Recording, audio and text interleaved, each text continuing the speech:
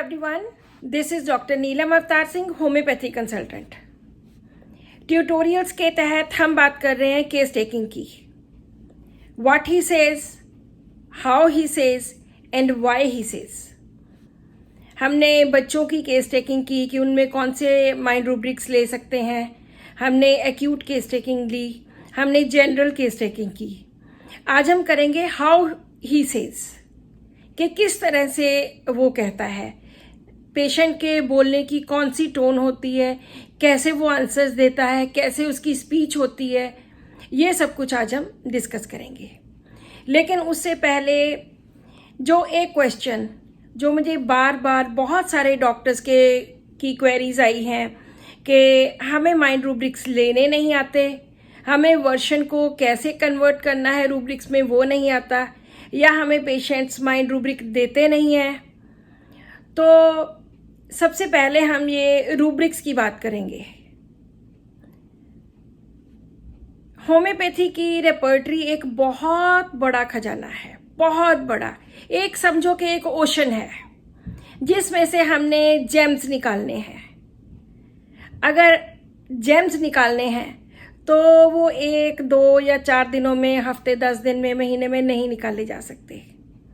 ये तो बहुत सालों की मेहनत का नतीजा होता है। जैसे डॉक्टर एमएल सहगल जी ने पता नहीं कितने साल इतना संघर्ष किया, उन डेड रूब्रिक्स में जान डाली जो कभी भी किसी ने यूज नहीं किए थे। ऐसे ऐसे किंग पिन्स दिए, ऐसे ऐसे केसेस में यूज करने के तरीके बताए, ऐसी ऐसी उन्होंने मेडिसिन्स बताई कि जो हम कभी सोच भी नहीं सकते। सो अगर रूब्रिक्स की स्टडी करनी है, सबसे पहली बात, रूब्रिक्स को हर रोज पढ़िए। हम किस तरीके से पढ़ते थे? हमने पढ़ने के लिए मैंने जो तरीका अपनाया, हर रोज एक अल्फ़ाबेट उठा लेती थी कि आज मैंने पी अल्फ़ाबेट करना है, आज मैंने एल अल्फ़ाबेट करना है। तो उस अल्फ़ाबेट के नीचे जितने रूब्रिक्स हुआ करते थे वो सारे रीड करने। आप कंप्यूटर में या लैपटॉप में उस तरह से नहीं पढ़ सकते। सो एक बुक खरीदिए। सबसे पहले हमने कैंट का माइंड उठाया। कैंट के माइंड में सिर्फ 90 पेजेस हुआ करते थे और वो हमने 90 पेजेस को फोटोस्टैट किया, वो अपने डॉक्टर्स को सभी ने डिस्ट्रीब्यूट किया, उनको फोटोस्टेट करवा के एक छोटी सी बुकलेट बनाई और वो हम हर रोज कुछ ना कुछ रूब्रिक्स पढ़ा करते थे। पहले सिर्फ रूब्रिक्स रीड करने हैं, ये नहीं कि हम पहले दिन ही एक रूब्रिक लेके बैठ जाएं, उसके अंदर 50 मेडिसिन हैं, हम सोचें कि वो 50 मेडिसिन को उस रूब्रिक के सामने रख के देख लें। ऐसे नहीं, पहले आप एक या अल्फ़ाबेट ए से स्टार्ट कर लीजिए। ए से लेके आप पहले 10 पेजेस पढ़ लीजिए, बस रीड करने हैं। आप रीड करो, रीड करके जिस जिस वर्ड का मीनिंग नहीं पता उस वर्ड के नीचे अंडरलाइन करो, डिक्शनरी निकालो, उसका मीनिंग लिखो। इस तरह से आपको महीना लगेगा, 1.5 महीना लगेगा या 2 महीने लग जाएंगे, लेकिन आप पूरी रेपर्टरी एक बार पढ़ लोगे। पूरी रेपर्टरी पढ़ने के बाद आपने उनके मीनिंग स्टडी करने हैं। फिर छोटे छोटे कुछ रूब्रिक्स लीजिए कि ऐसा रूब्रिक जिसमें 2 या 3 मेडिसिन हो, वो रूब्रिक स्टडी करना शुरू कीजिए। तो इस तरह से बहुत इजीली और बहुत आसानी से, बहुत क्लियरली आप रूब्रिक्स को अंडरस्टैंड कर सकते हैं। फिर आजकल तो बहुत लिटरेचर आ गया है। जब हमने ये 90s में स्टडी करना शुरू किया था तब तो कोई लिटरेचर भी नहीं था, कोई बुक्स नहीं थी। हम खुद ही इतना ज़्यादा 4-4 घंटे पढ़ते रहते थे, 4-4 घंटे वो मीनिंग्स पता करने, क्योंकि हमारी मदर टंग पंजाबी है या हिंदी है तो हम हिंदी या पंजाबी में समझ सकते हैं। लेकिन रूब्रिक्स क्योंकि इंग्लिश लोगों ने बनाए हैं या उन लोगों ने इंग्लिश वर्ड्स यूज़ किए, उनके हमें बहुत ऐसे वर्ड्स थे जिनके मीनिंग्स ही नहीं पता थे। तो डॉक्टर एमएल सहगल जी ने भी पहले जब रूब्रिक्स की डिस्क्रिप्शन दी तो उसमें पहले उसका मीनिंग लिखा, जो हम मीनिंग यहाँ यूज़ करते हैं, इंटरप्रिटेशन, उसकी वर्शंस लिखी कि पेशेंट क्या बोलेगा और कौन कौन से हम रूब्रिक्स इसमें ले सकते हैं। सो ये रिपीटेड स्टडी है, बार बार इसको स्टडी कीजिए, बार बार रीड कीजिए। दूसरी बात, जब आप बोलते हो कि हमें पेशेंट माइंड रूब्रिक्स नहीं देता, I don't understand this is a question. Patient के तो घुटने में दर्द है, उसको क्या पता कि हमें क्या माइंड चाहिए या क्या चाहिए, उसे कुछ नहीं मालूम। उसने तो आके हमें 2 या 4 बातें बतानी है, हमने उन 2-4 बातों के बीच में से ही रूब्रिक्स निकालने हैं, हमने खुद निकालने हैं। अगर पेशेंट ने आके ये बोला है कि मुझे जल्दी ठीक कर दो डॉक्टर साहब, ये भी हमारे लिए उसका माइंड है। अगर उसने बोला कि मैं तो किसी चीज़ की परवाह नहीं करता, तो ये भी उसका माइंड है। पेशेंट हमें बोल रहा है कि डॉक्टर साहब टेस्ट करवा लो, या टेस्ट नहीं करवाना चाहता, उसने माइंड रूब्रिक दे दिया। उसने बोला डॉक्टर साहब क्या मैं ठीक हो जाऊंगा, उसने रूब्रिक दे दिया। उसने बोला डॉक्टर साहब आप मुझे ठीक कर दो, बस मेरी तो आपसे हाथ जोड़ के विनती, आप मुझे ठीक कर दो, उसने रूब्रिक दे दिया। सो इस तरह से बहुत छोटी छोटी बातें हैं जहां से हमने रूब्रिक्स निकालने हैं। दिस इज वेरी इजी, सिर्फ थोड़ी मेहनत करनी पड़ेगी। जो बातें वो बोलता है उन्हीं को ही माइंड में हमने कन्वर्ट करना है। मोरोवर हमें कोई कलेक्शन ऑफ रूब्रिक्स नहीं चाहिए कि हमने 20 रूब्रिक इकट्ठे करने हैं। वो जो बोली जा रहा है आधा घंटा उसने लिखवा दिया, हमने 4 पेजेस भर लिए, अब एक एक वर्ड की, एक एक वर्शन की उसके रूब्रिक बना रहे हैं। नहीं, हमें कलेक्शन ऑफ रूब्रिक्स नहीं चाहिए कि हमने 10 रूब्रिक इकट्ठे कर लिए, हमने 20 रूब्रिक इकट्ठे कर लिए।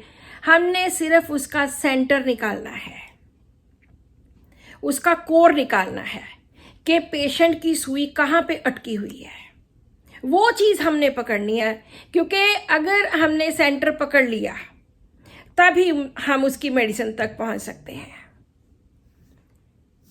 और आपको सिखाने वाले कोई भी डॉक्टर्स आपको कुछ भी नहीं सिखा सकते।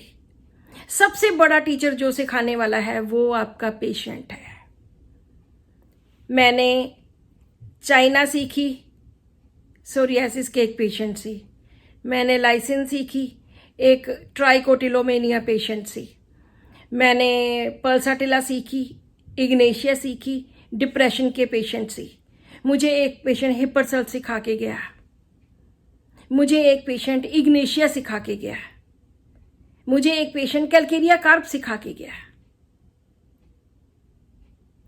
तो आपको पेशेंट ही सिखा के जाएगा, वो ही आपका सबसे बड़ा टीचर है। सो रूब्रिक्स की स्टडी के लिए सबसे ज़्यादा important repeated study, daily study. Daily आप 1 या 2 घंटे लगाइए, उनके मीनिंग समझिए पहले, फिर उनको जो पेशेंट्स बोलते हैं उनकी वर्शन को कन्वर्ट करने की कोशिश कीजिए। आज आपके पास बहुत सारे सीनियर डॉक्टर्स हैं जो आपको बता सकते हैं, आप उनसे गाइडेंस लीजिए। डॉक्टर AS मान, उन्होंने एक ग्रुप बनाया जिसमें वो फ्री एजुकेशन देते हैं सभी को, और उनमें वो डिफरेंट मेडिसिन करवा रहे हैं। आप उस ग्रुप को ज्वाइन कीजिए, व्हाट्सएप के अंडर ही है वो ग्रुप। तो इस तरह से हम रूब्रिक्स को अंडरस्टैंड कर सकते हैं। पेशेंट को नहीं मालूम कि हमें उससे क्या चाहिए, हमें मालूम है कि हमने पेशेंट से क्या निकालना है। बुक लेके उसको अपनी मदर टंग में उसके ऊपर मीनिंग्स लिखिए, और बिल्कुल ये मत सोचिए कि बुक गंदी हो जाएगी।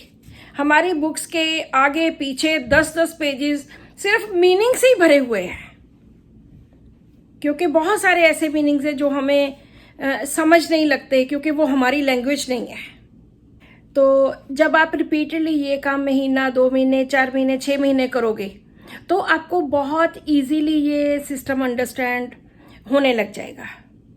और यकीन मानिए कि सबसे इजी सिस्टम है, किसी के माइंड को पढ़ना, किसी को इस तरह से मेडिसिन देना कि वो उसकी पूरी कोर को कवर करती हो, और उसमें रिजल्ट्स हमें बहुत जल्दी और बहुत अच्छे मिलते हैं।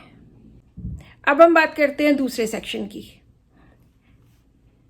कि हाउ ही सेज, ये कितना इंपॉर्टेंट है। व्हाट ही सेज में वो बताता है कि मुझे क्या प्रॉब्लम है, हाउ ही सेज में वो बताएगा कि किस तरह से वो बात करता है। इसमें जो मैं नोट करती हूँ, 2-3 चीज़ें बहुत इंपॉर्टेंट है। सबसे पहले रेपर्टरी के अंडर आंसर्स वाला रूब्रिक है, मेन रूब्रिक है आंसर्स। उसके अंडर तरह तरह के आंसर्स देने के तरीके बताए गए हैं कि पेशेंट क्या बोलेगा और क्या क्या किस तरह से वो आंसर देता है। जैसे answers snappishly, answers hastily, answers dictatorial, answers evasively, aversion to answers, refuses to answers, वो जवाब नहीं देना चाहता, आंसर्स मोनोसिलेबिक, बस छोटी सी इतनी सी बात हाँ ना बोली या मुंह हिला के ऐसे ऐसे जवाब दे रहा है। ये कुछ तरीके हैं। उसकी टोन क्या है, उसके बोलने का तरीका कैसा है, सॉफ्ट स्पोकन है, बहुत लड़ने वाले तरीके से बोल रहा है, बहुत एग्रेसिवली बोल रहा है, बहुत इरिटेशन में बोल रहा है, वो हमने ऑब्जर्व करना है। और आंसर्स के चैप्टर में जो भी उसको सूट करता है, जो वो हमें लगता है ये बहुत डोमिनेटिंग है, हमने वो तरीका देखना है। उसके बाद स्पीच का चैप्टर है। स्पीच में भी बहुत सारी ऐसी चीज़ें हैं, जैसे स्पीच कंफ्यूज्ड, हेजिटेटिंगली, चाइल्डिश या फ्लुएंट, पैथेटिक। सो बहुत तरह की स्पीच के बारे में बताया गया कि वो कैसे बोलता है, how he talks. So third point जो है दैट इज जेस्चर्स। जेस्चर्स होते हैं पेशेंट के हाव भाव।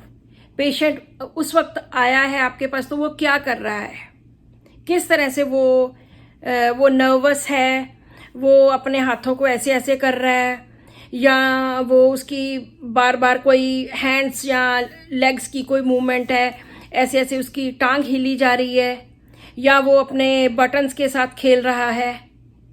ये सारे रूब्रिक्स आपको जेस्चर्स के रूब्रिक के अंडर मिलेंगे। उसके अंडर सब रूब्रिक्स हैं जेस्चर्स के अंडर के पेशेंट्स के क्या कौन कौन से हाव भाव है, वो किस तरह से बैठता है, वो किस तरह से बोलता है, वो किस तरह से बात करता है। सो ये 3 चैप्टर्स ऐसे हैं जो बहुत ज़्यादा इम्पॉर्टेंट है कि पेशेंट की टोन कौन सी है, पेशेंट माइल्डली बात करता है, पेशेंट बहुत एग्रेसिव है, बहुत इरिटेबल है, या गुस्से में है, या इनक्विजिटिव है, उसके फेस के ऊपर क्वेश्चन मार्क का चिन्ह है कि क्या मैं ठीक हो सकता हूँ, या वो और अपनी बीमारी के बारे में जानने की कोशिश कर रहा है। सो ये सब कुछ हमने नोट करना है। So answers and speech and gestures, ये 3 चीज़ें हाउ को अंडरस्टैंड करने के लिए बहुत ज़्यादा ज़रूरी हैं। सो आज की वीडियो में बस इतना ही। नेक्स्ट वीडियो में हम कुछ केसेस की बात करेंगे कि हम छोटी छोटी बातों पे किस तरह से केसेस लेते हैं। आज की वीडियो का क्वेश्चन है कि मैंने कौन से ऐसे 3 हेड रूब्रिक्स बताए हैं, कौन से ऐसे मेन 3 रूब्रिक्स हैं जो हम हाउ ही सेज में कंसिडर करते हैं। अगर आपने अभी तक सब्सक्राइब नहीं किया तो सब्सक्राइब टू माय चैनल और इसमें बताए गए क्वेश्चन का आंसर दीजिए। 10 वीडियोस के आंसर्स जिन डॉक्टर्स के बिल्कुल करेक्ट आंसर्स होंगे तो उनको कुछ ना कुछ इनाम मिलेगा। So thank you so much for watching this video and keep watching my videos.